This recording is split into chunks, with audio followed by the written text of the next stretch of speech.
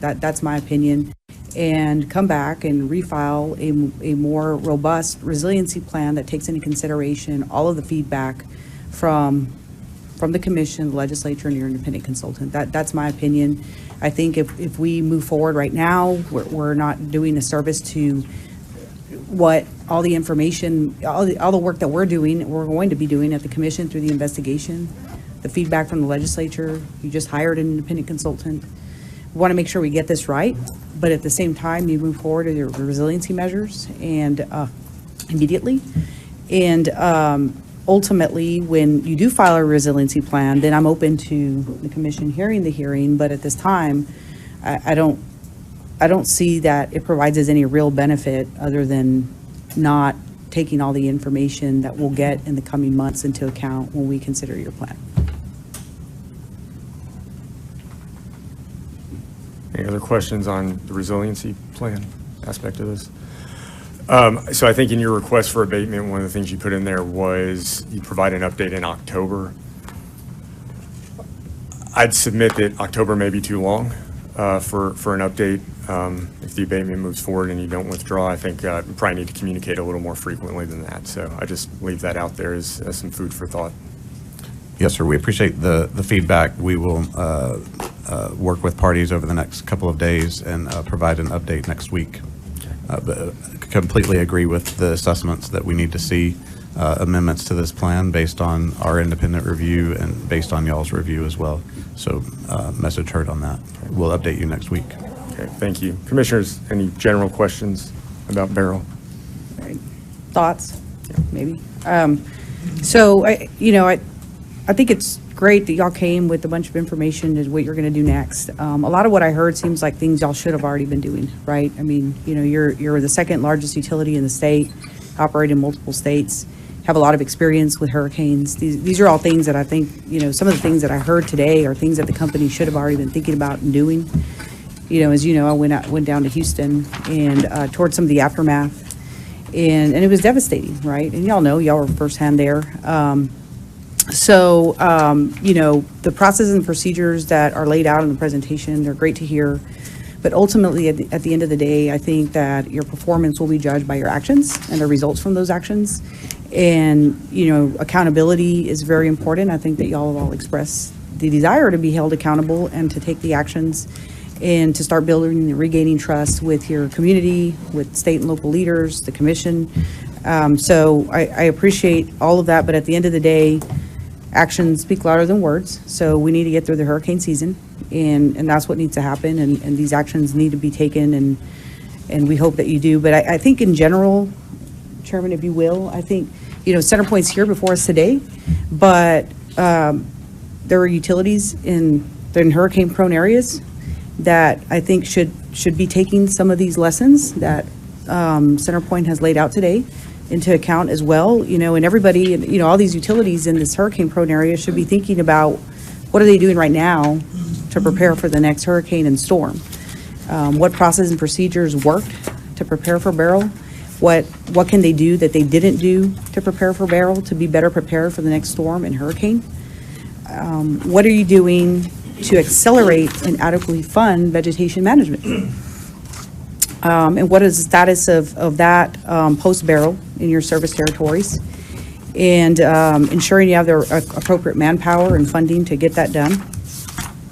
What are you doing to accelerate distribution pole replacement? And if you had transmission lines that were impacted, I know y'all didn't, what are you doing to ensure that the transmission lines are hardened and able to withstand the next storm or hurricane? What are you doing to proactively plan for pre-staging and deployment of mutual assistance crews? What measures can be taken to restore power more quickly from a manpower standpoint? If you lease mobile generation units, what are you doing to optimize the use of those existing mobile generation units? They're units that the commission authorized, and the utilities are earning a rate of return. So, I mean, we approved at least CenterPoints based on the notion that CenterPoint's in a hurricane-prone area, and these units would help with restoration of power. And so we need for the utilities that own the mobile generation units to develop a plan to optimize the use of the units and take lessons learned. If they're too big, get smaller ones. I mean, make sure you have the right sizes to address your critical care facilities and other customers that are critical, including water utilities and districts. What are you doing to ensure that your outage trackers are working 24/7? CenterPoint's gone to a cloud-based system. I think that's great. You know, you need redundancy. You need the ability to still continue to have access to that outage tracker if the internet goes down. I know during the storm, Infinity and Spectrum went down. So what can you do to ensure that your outage tracker continues to work? What are you doing to ensure you communicate with your customers and the public prior to, during, and after the storm? Because as you noted, only 42% of your customers are signed up to be on your Power Alert service. So what are you doing to get the word out? And, you know, not every customer has the ability to sign up for the power service. And so how do you communicate to them? You know, the daily press calls, the daily calls, information to push out in multiple language I think is really important, English, Spanish, and whatever other predominant languages in your service territory. And what are you doing to increase your emergency response? And so CenterPoint laid out steps that they're taking and implementing through a plan. I think that's important for all utilities in hurricane-prone areas. What are you doing to ensure you communicate with water utilities and districts during a power outage? And you know, ensuring that you understand what their needs are, if they have backup power, if they don't have backup power, et cetera. If you're a utility in ERCOT like CenterPoint, what are you doing to ensure you communicate with your reps in your service territory to get customer information? And duly noted on the suggested change on the rule language, that's something for us to take into consideration as you don't have a direct relationship with customers. You know, how in the meantime, what can you do to coordinate with reps to get that customer information? And so all of these measures and that I've laid out today are not just important for CenterPoint, they're important for all of the electric utilities that serve customers in hurricane-prone areas. And maybe there's an opportunity as CenterPoint moves forward with lessons learned and implementing best practices and procedures for these utilities to engage in sort of a collaborative group to learn from each other and prepare. I mean, if you did well during this hurricane, that doesn't mean you'll do well the next hurricane. And so what can you learn from each other to be better prepared in the future is going to be critically important as we move forward to get through this hurricane season and for the future. So that's my general comments. Thank you. I'd just like to speak to the process, and I guess from my background in management of risk, I kind of see it as kind of twofold. One is, you know, shoring up that infrastructure, hardening, so that in the event of an incident, the infrastructure is strong so that it could sustain the event. So that's one aspect of management of risk. The other is that, you know, we don't know what's going to come at us, whether it's a tornado or a hurricane or some other type of event, but we also need to be prepared to respond and recover quickly. And so oftentimes after an event, one of the things that an entity will take responsibility for themselves, and I noticed that you are doing an independent review.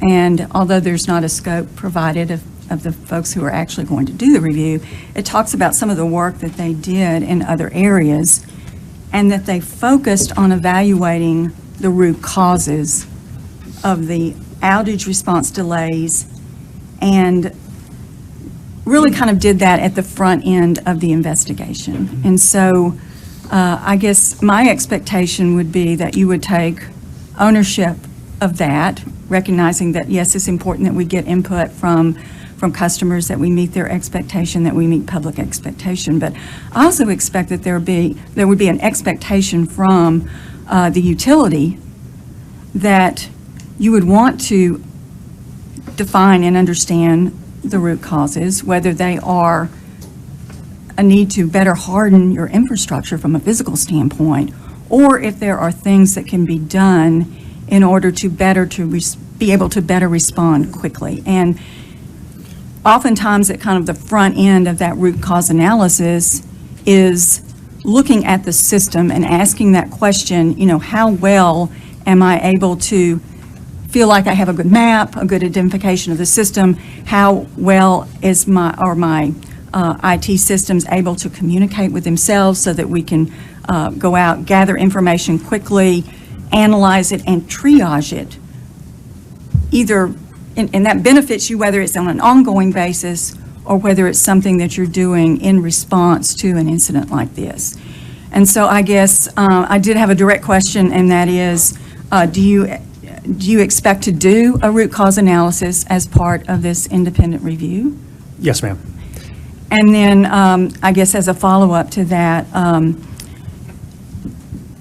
in terms of the things that you've kind of laid out, and I know that this is kind of just at the beginning stages and you're totally focusing on, the outcome of Beryl, but the expectation I would think would be that this would be for the system as a whole, that going forward as an outcome of this root cause analysis, it wouldn't just be the part of the distribution system that is pointed towards Beryl. You would be looking at everything. You would be doing a very comprehensive review.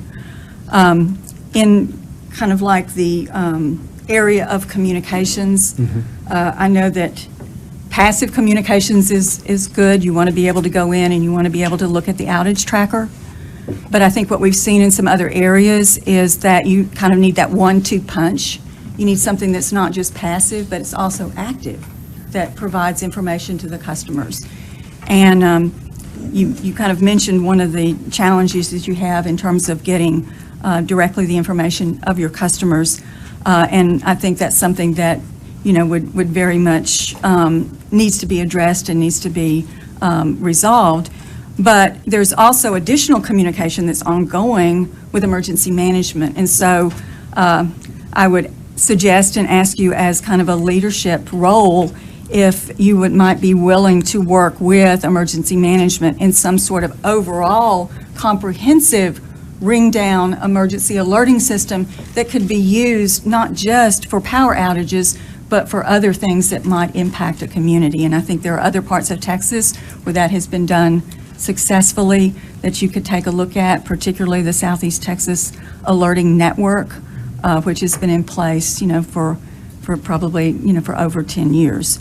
So having multiple ways of being able to get out information, not only going directly to your site and looking at the outage tracker, but also being able to work directly with emergency management, and because at the end of the day, they are the ones that are obligated to tell the public what they need to do to be protective of their own safety. So I think that partnership would be valid. I would just kind of end with, something that was put in place and a report that was done after Hurricane Harvey. And it was done by the Texas section of the American Society of Civil Engineers, the Eye of the Storm report. And I was always so proud of our Texas section because, as you know, ASCE does this infrastructure report card. And yes, they do go out and they grade how well the infrastructure is in a given state, and particularly in Texas. But they have taken, many measures moving forward to improve the grade. And I think that's what we expect here, is we expect an improvement in the grade. And one of the quotes that was in this report, in the Eye of the Storm report after Harvey, came from Governor Abbott.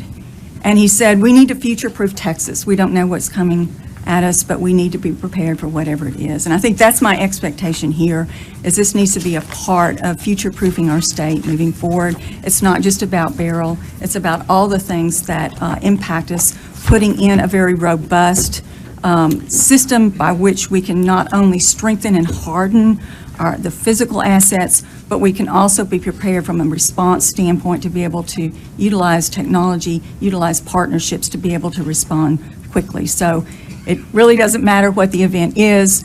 Texas is prepared, and we future-proofed our state. So thank you for the work that you've done so far, and I look forward to seeing your updates, and I look forward to seeing the progress that we're going to be making. Thank you, Commissioner. We couldn't agree more. We manage a system that faces numerous natural hazards, and we have to mitigate and harden our system to all of those risks, as well as be much better at responding to emergencies when they occur and communicating throughout. We will conduct a thorough root cause analysis across the full spectrum of our responsibility, and will incorporate those recommendations. Thank you. Commissioners? Looking at tab 20, and it looks like your incident kind of command flow chart, is what the new system will be looking like? Is that correct? No, Commissioner, this was a system that we implemented last year. One of the things that I recognized when I stepped in the role last year as COO is that we hadn't fully implemented the National Incident Management System, incident command structure across the company. That was an improvement we put in place in 2023. There is still a lot more work we need to do, which is why we have initiated a search for and will hire a senior executive emergency management professional to continue to accelerate the adoption of the ICS structure. Okay. And will that include more point contacts for particular critical infrastructure, or to try to narrow, so you don't have so many people going different directions, it's going to one point contact to help eliminate that confusion? Yes, Commissioner, we know we frustrated our critical facility partners with chaotic communication around restoration times, coordination with when they could expect service, coordination with when and if we could provide mobile generation backup. All of that will be immediately streamlined for this hurricane season, and we will continue to improve on preparation for future storm seasons. Wonderful. Okay. One final question on the vegetation. Houston is a very different city from most in Texas and has different rules.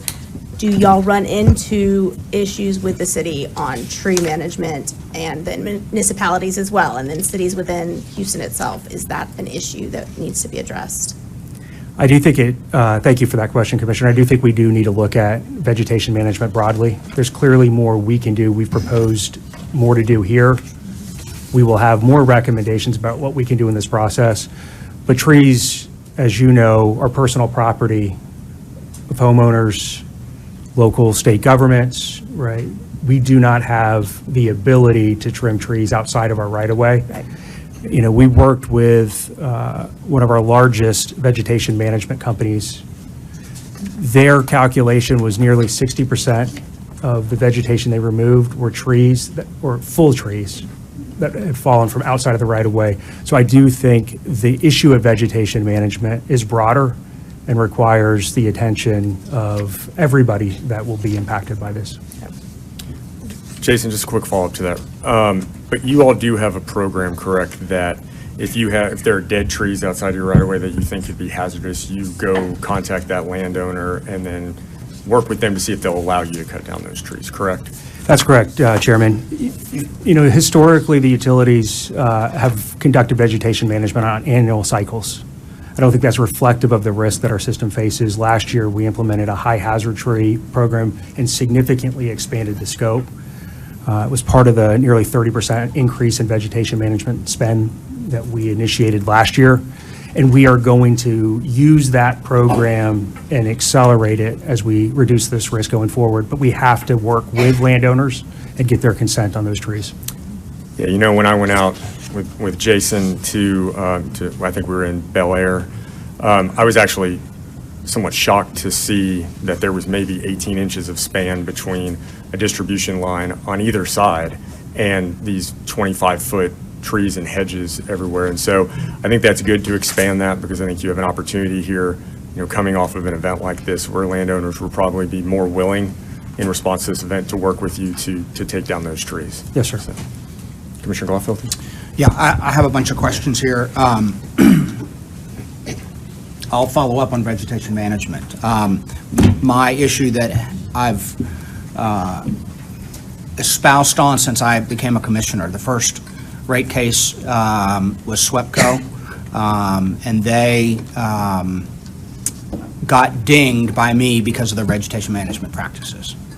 I think the mindset of vegetation management has to be, we use every technology, we find every crew that we can, and that we don't skimp on this.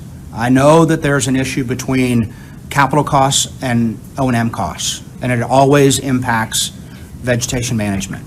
But I'd like you all to become a leader in this. You all do have a very compact territory, and you can lead.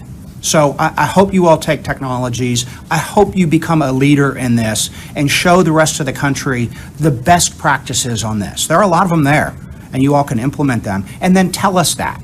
Because you can not only lead for your service territory, you can be the leader and show every other utility and every other co-op and every other muni in this state how to be the best vegetation management company in the state.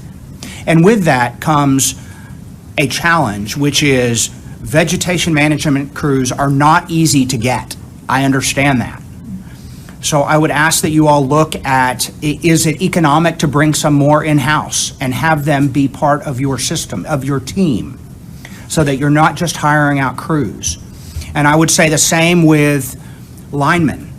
If you look around, if you drive around Houston, as I know you all do, I do, I see more contractor trucks than I see CenterPoint trucks. And I know historically there has been a long-term reason for that, and that is to share costs between utilities when these crews are not being used on your system. So in other words, another company can pick up some of those costs. It's my belief that many of your contractors have employees, their employees on your system 365 days a year. And that ought to be an area where you all look at bringing those in-house so you have control over them and we have oversight over them. Otherwise, it's just another contract. That's the way I see it. So I know you all have big contractors there, but I think you should look to bring some of those in-house. If it's economic to do so, you all should bring them in-house so they're directly under your control. Thank you, Commissioner. We hear the charge and intend to rise to the occasion.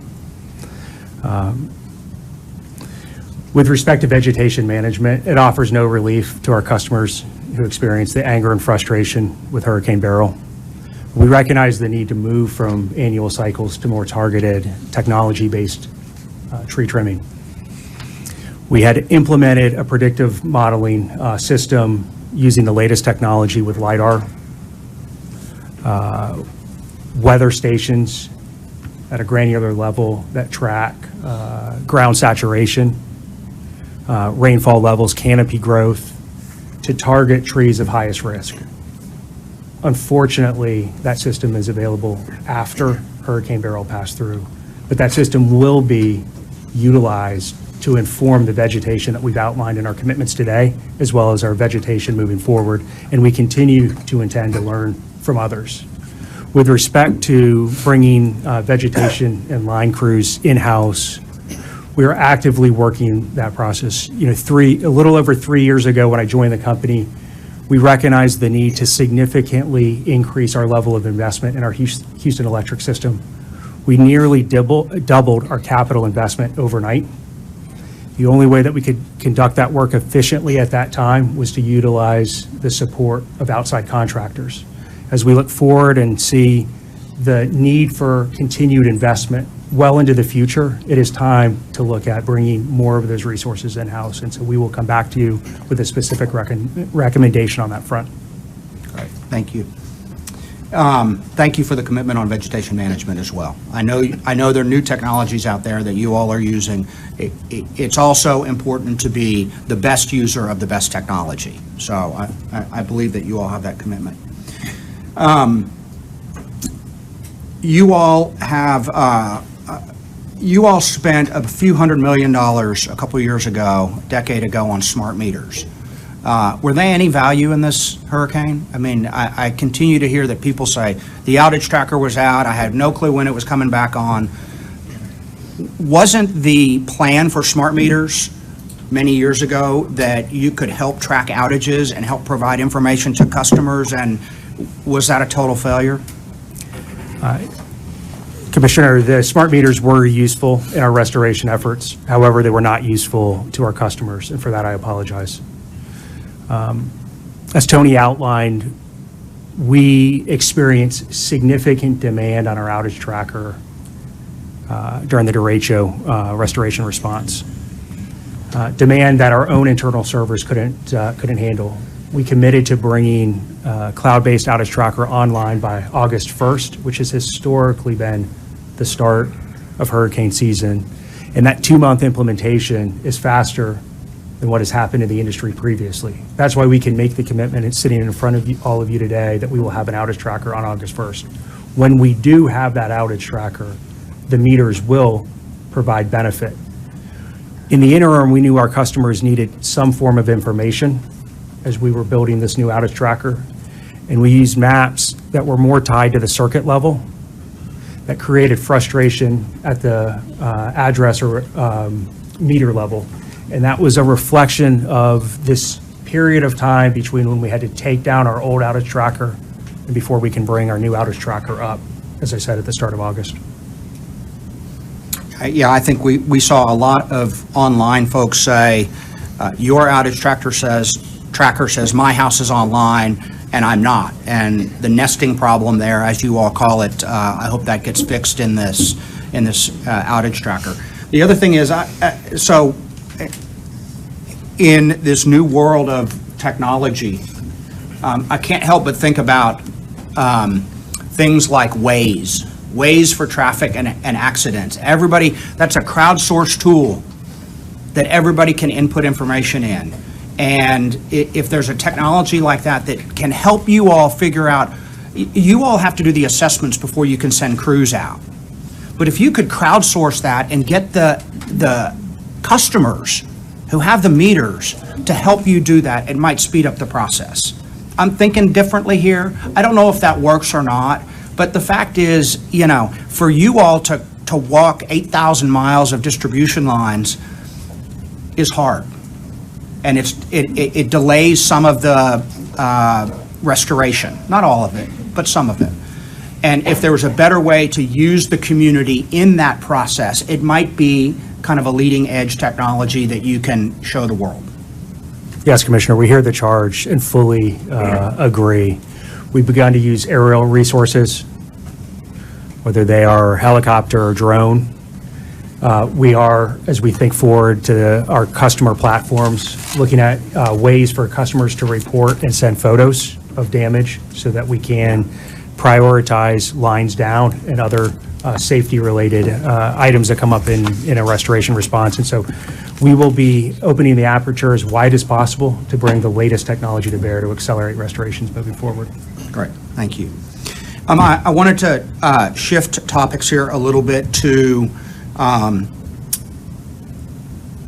mutual assistance and pre-staging of crews. I think there's, you know, I've said this to y'all individually that there are a lot of things that went wrong here and a lot of things that y'all need to fix. I don't think that y'all were 100% wrong. I think there are some things that are that were done to industry standard and that are they would be challenges for every utility in every community in a situation like this. The pre-staging of crews and mutual assistance. So it's my understanding that mutual assistance is you have to call a regional mutual assistance group, which everyone's a member of, and request crews. And they make a determination as to whether the storm is actually going to happen in your territory and that they release them off their system. So if that's correct, are there a lot of variables that are not in your control when you try to request crews for mutual assistance? Commissioner, there is competition for resources, but one of the great hallmarks of this industry is the cooperation. Mm-hmm. You know, as Randy had mentioned, we were coordinating with our Texas Gulf Coast peers, pre-staging nearly 15,000 mutual assistance crews along the Gulf Coast. There is variability to path of a storm. It is important to pre-stage crews out of harm's way so they're not negatively impacted. And that coordination continues all the way up until landfall, which is why we can redirect to where they're most needed very efficiently. Now, that's not to say that there's room for improvement, and that will be a focus of ours, but the coordination is widespread so that the industry can respond to where it's needed most. But isn't it right that you have to request those crews and they have to be released from the utility that they're working on in order to help you respond? That is a correct statement, but I will say at the same time, not only are we in coordination with the regional mutual assistance providers, I was in close coordination with the national EEI mutual assistance team as well, and there is a procedure to releasing those crews, but there is also means in which we can request and get additional crews to help with the restoration process. Randy, did you want to add something? Well, I was just going to, confirm exactly what Jason just conveyed. The requesting utility, in this case us, CenterPoint, did make our request for the resources, and then the providing utilities, do have to make decisions based on potential weather threats that they're seeing either currently or forecasted to see in the next few days, right? To be able to provide that availability, and then there's a matching, that's provided there. And then, of course, outside of our RMAGs, we do have other agreements with utility providers to secure resources that we did do as well in advance of this event. And am I right to say that there is competition for crews when you have a storm such as this? Yeah, I would say early on in the pre-staging, right? I mean, because everybody's kind of anticipating, what the impacts are going to be. And of course, everybody's predictive models are, have variables, right? So in the likelihood of any major events, those impacted utilities, and you just can't think of the immediate Gulf Coast because these storms do have passed, through Texas, through the Midwest, et cetera. So, that's what folks have to consider when they're considering, while there may be devastation along the Gulf Coast, Midwest utilities 2 and 3 days later are also dealing with tornadic activities from the same storm event. So those considerations are made. But, getting back to initially, yes, I would say, typically the resources are there, but, after the event is where we really aggregate based on the impacts, the customers impacted, and the number of events, and then be able to work through those resources to be able to allocate to where the most specific needs are.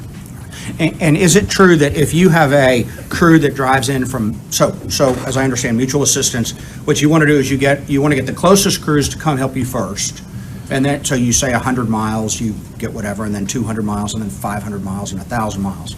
If you get if it's a big enough storm and you get crews from 1,000 miles and they're driving 12 hours to get to Houston, Texas, they cannot drive into Houston, come to your staging yard, pick up a ticket, and just go out on your system. Is that correct? There are rules that require rest periods, if that's what you're referencing. So if crews are driving, let's say 1,000 miles, typically that's a 2-day drive, right? On average, it's about 500 miles a day. These are large trucks compared to, smaller vehicles. So on average, the utility looks at about 500 miles per day, so 1,000 miles out, meaning they arrive 2 days.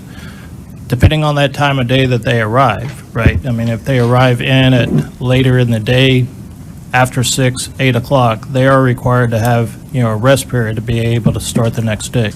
So in that case, we will utilize our onboarding, and we have brief training, safety orientation for those crews to be able to utilize that, and then they're required their rest periods. And are those rules OSHA rule? Is that governed by There are OSHA? OSHA rules applied to that. So the complaint that I've heard is that, we saw a bunch of trucks sitting there, we couldn't put them out on the system right away. Some of that may be because assessments weren't done yet. Some of it may be because of OSHA rules. I mean, there's more than just they're sitting there because you don't have anything for them to do. Commissioner, they come to help with restoration. I mean, this is what they do. This is what they live to do. And there are a variety of reasons why trucks can be parked, right? A specific job site may still require incremental vegetation work before it's made safe to begin the construction. There are incidences where maybe the construction is more profound than what was originally assessed, and they were waiting on materials. But these crews get to work as quickly and as safely as we can to deploy them on our system. They work tirelessly to bring service back online for our customers. And they were working hard immediately in this storm, which is why we were able to restore more than 1 million customers within the first 24 or 48 hours. Just have a couple more. When you do your storm drills, do you have third-party evaluators there that give you real third-party evaluations as to how you're doing and what you think the room for improvement, or do y'all just pat each other on the back and say, we did good this time? No, sir, we don't currently utilize third parties to assess. We have hired emergency management experts to come in and offer best practices, help shape the drills, provide feedback, but it's not as formal as a third-party assessment, and that is something we're considering moving forward. Yeah, I appreciate the team members that you brought on board, former FEMA people, Manny Miranda from Florida Power and Light. I think they provide a very, very valuable view that can be hopefully incorporated quickly to the benefit of the consumers and the company, so that these things are dealt with a little bit better in the future. Yes, sir. I think I have one last thing, and that is communications was poor. I don't know how else to put it, but I think you all know that. I think you all have committed to changing it. The fact that you all don't have contact with all of the customers, I think is you all have equipment on their premises, so they are your customers. And if you don't have the information to your customers, then that's your fault. And I know you want to change that, and I know as we've restructured this industry, most of the contact has gone to the retail electric provider. You all are still the bread and butter of Houston, Texas, distributing electricity. So I hope you all find the way to become critical to your customers. So as a chief customer officer, you only know 40% of your customers. I mean, that's a challenging role to fill, the way we've structured the industry. Yeah, absolutely, Commissioner. We make sure that we continue to reach out to our customers, trying to get some more contact information. We're constantly making sure that we encourage our customers to sign up for Power Alert services, but we're at the mercy of the market, right?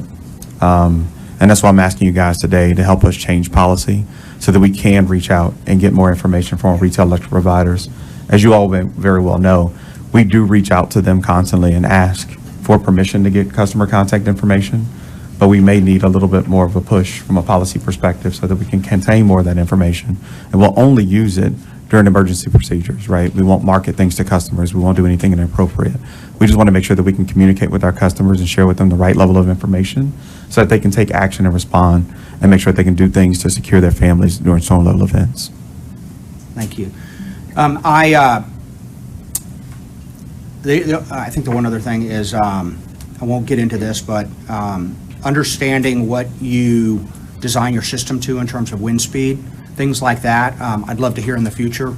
If it's 150 mile an hour wind speed, if it's 120 mile an hour, and what the difference is, what's the difference in cost, what's the difference in value to the consumers. And so I think as Jason, you have said, the canopy grows, we've got a lot of trees. This storm was obviously, we were on the dirty side of the storm. This hasn't happened before. But understanding that our weather is changing, we have to be more diligent in that. And I encourage you to reach out to me and let me know how you all are dealing with that piece. Commissioner, we proactively took the steps in 2022 to move to constructing at the national standard for high wind and extreme ice loading. So new construction does meet those new standards moving forward. We can provide the detail around that. And the plans that we've put in place with respect to the resiliency investments are addressing the historical investments we have made in our system prior to making that proactive change. I guess I'll close with, I know this storm hurt. It hurt a lot of people. I think we had, folks died as a result, just like in Winter Storm Uri. I think that's, it's horrible that it happened.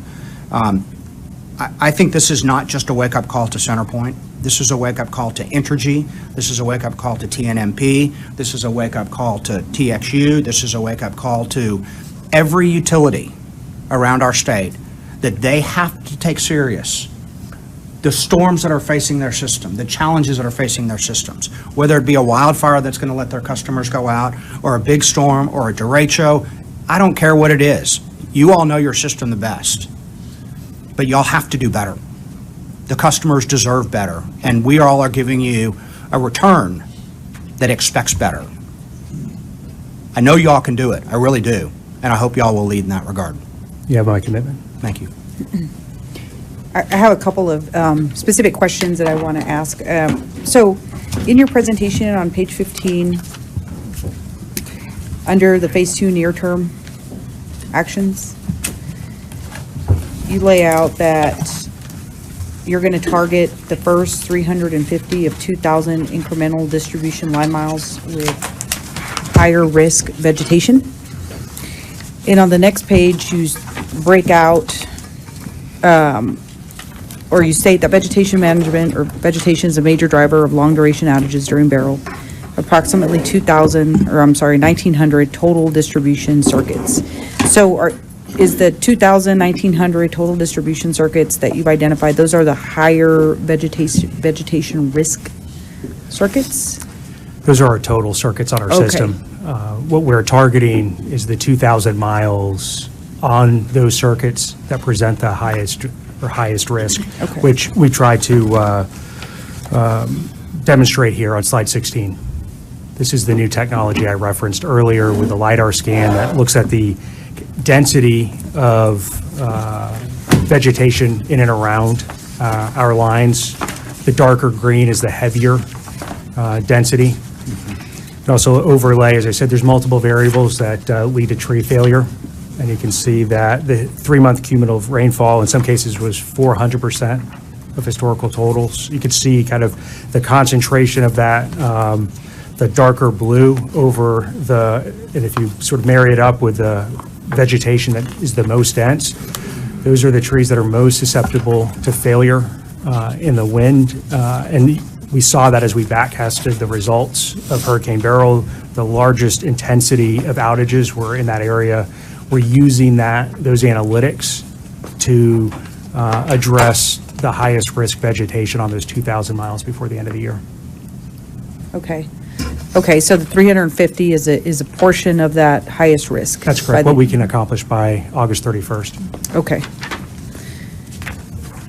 And then the remainder will be by December 31st? That's right. Okay. I'm wondering if you could add a little bit more than 350. Is that just the maximum amount y'all have determined right now through your capabilities by the end of August? I want to exceed expectations. Our intention is to do more. This is also a time, though, where we have to respond to storms in the interim. And so we're balancing what we think is a very aggressive target with one that we can achieve. Okay. So with respect to acquiring more mobile generation units, in the past, prior to you assuming your role as CEO, I visited with your prior CEO, and he stated that it's sometimes difficult to get mobile DG units because you're in competition with other various stakeholders like the oil and gas industry, other utilities that are in hurricane-prone areas. Do you believe that you'll be able to get the increased smaller mobile gen units that you're recommending or proposing to do? I mean, is this in the works right now? Is there really that competition out there through, mobile DG acquisition still? Yes, Commissioner, I do think we can continue, and we're committed to increasing the size of our small mobile gen facility for restorations. I think our previous CEO was referring to competition for the larger mobile gen units that are often, or really dedicated to load shed type events. In this storm, we utilized 18 of our own, the full fleet of the small mobile generation units that we have. We were able to secure another 12 from our neighboring utilities. And we think we can and are committed to securing more for future restorations. Okay. Back to the critical care customers and at-risk customers, that's an area that just resonates with me. And I know in your proposed next steps for communications, I really do hope that they are involved in the critical care customers, at-risk customers like, nursing homes, hospitals, assisted living, all of those type of facilities that have the critical care and at-risk customers are involved in the communication efforts going forward. It's just critically important that we restore these types of customers in an accelerated, prioritized manner and maintain communication with them during storms, prior to, during, and after storms. And I know y'all made that commitment, but I just want to stress that one more time. And, whether it's through your communication channels or preparation through mobile DG, whatever it is that you can do to make sure these types of customers don't lose power or quickly restore the power. Commissioner, you have my commitment. Our performance was not where it needs to be, and we will get better. We have 8,600 critical facility customers on our system. We started working with them on July 7th before the storm. That's insufficient. We need to be working with them year-round on preparation and coordination, and you have my commitment that we will do that moving forward. Yeah, coordinate maybe with the city as well, like if there's something that they can do to help, if they are without power, maybe getting water, oxygen, whatever it is that they need there to sustain the short duration power outage. You have my Thank you. commitment. Can I just? Sure. I hope we can have that discussion about mobile gen a little bit more in the future. I don't want to use this forum for that, but for you all to own the responsibility to provide mobile gen for every critical customer in the region, I think is not perhaps what was intended with the mobile generation language. And I hope that's not what you're striving to be, the best, the savior to everybody there. You all know that I have a difference of agreement on how mobile gen happens and why I think that it should be up to the folks that do generation and not the T&D folks. But I hope we can have a deeper discussion about that and how it's used and why it's used, and how it's, obviously it's paid for in rates, but I would really like to dig into that a little bit more. Yeah, I think we have to. We allowed them to rate base hundreds of millions of dollars in mobile gen, so I think it's incumbent on us to dig deep into how it's performed in the storm. Yeah. So Jason, just a couple things really quickly. So I think you put out publicly a DMP moratorium until the 29th, until Monday. Yes, sir. Can you talk through how you came up with that date and if you've had any consideration about potentially extending that moratorium? Yes, sir. We originally came up with that date, assuming that the full recovery of Hurricane Beryl would be completed. Restoration has occurred, but our communities and customers are still recovering. And so we intend to extend that moratorium through the end of next week. Okay, I think that's advisable. So, during the derecho, you had some transmission issues. During this storm, some transmission issues. Do you know the facilities that had issues during the derecho, are those the same facilities that you saw go down during Beryl? Chairman, thanks for the question. And no, there were no structural issues with respect to the facilities that were impacted by Beryl and derecho. When we put up temporary transmission poles, as we had to after derecho, temporary is a bit of a misnomer. Those structures are built to a high wind standard and worked without issue in Hurricane Beryl. We did have one circuit lockout in both Hurricane Beryl and in the derecho. The lockout in that case was, in both instances, a tree coming in contact with our line that was outside of our right-of-way. But as soon as we cleared that vegetation, we were able to re-energize the line. Okay. You know, you talked about communication. I know last time you all were in front of us, I advised that at some point in the near future, doing a town hall to communicate directly with your customers. I still hope that's under consideration and you plan to do that. And I'm glad you talked about the reps. You know, in the aftermath of the storm, I talked to a number of reps in the association. I mean, they're there to help. You know, they have their own call centers that if you provide them materials, you know, they can help and calls can be directed to them. They have those customer relationships. So I'm glad to hear that you're going to try to work with them, because I know in the middle of the storm, in the middle of the crisis is not the time to be trying to figure out the systems for dealing with crisis communication. The time for that's, you know, between the storms, because we know another one's coming. So I'd say, you know, work on those systems. They're there to help, and I'd like an update on that piece. Yes, sir. From my office, definitely. Violence, you know, we read a lot of stories about line workers being attacked. I don't know that I have a full picture of that. I know at one point, I think in the presentation you said you'd actually take down one of your staging sites because of violence. I know another one was, I think, moved farther out, which caused some delays. Can you talk through just what the line workers' experience was during this? Thank you, Chairman. You know, the vast majority of our customers that came in contact with our linemen offered grace and patience and appreciation. Unfortunately, there were numerous instances of threats and acts of violence against our line workers. As Randy mentioned, we had to demobilize a staging site because of the very credible threat of drive-by shootings. We had multiple instances of guns being pulled and put in the chest of our line workers. We had very active threats around the community, sometimes throwing rocks. I want to acknowledge the work of law enforcement. They did an incredible job of keeping our line workers safe. But I think what's important here is not only is that behavior not tolerable in society, it's counterproductive to the restoration, but it jeopardizes future restorations. These crews that come to help our communities through mutual assistance don't have to be here. They come because they want to help. And I think there's more we can do collectively to keep these crews safe as they perform this vital work to restore service to our customers. Absolutely, and I think that experience is something you need to make sure you communicate to your customers as well, that it is counterproductive to what you all are trying to do in the restoration effort. I think that'd be really helpful as well. The last thing I'll say is, you know, we have 2 hearings coming up next week. We have a legislative session, you know, in less than 6 months that's going to start. I would look at those as opportunities. You know, we have a few legislative staffers in here from the House and the Senate. Please bring forth items that need to be addressed in statute.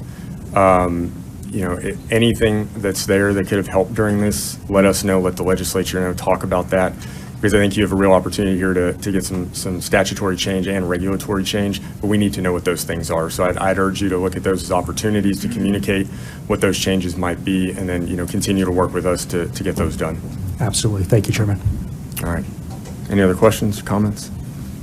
Thank you. I just one, and that is, did y'all have any serious accidents on the system, or did everybody make it home to their families? Fortunately, we had no significant injuries and fatalities. We had a handful of illnesses and motor vehicle incidents, but no significant injuries and fatalities during the entire restoration. And that should be applauded. Yes, absolutely. Thank you all for being here. Thank you.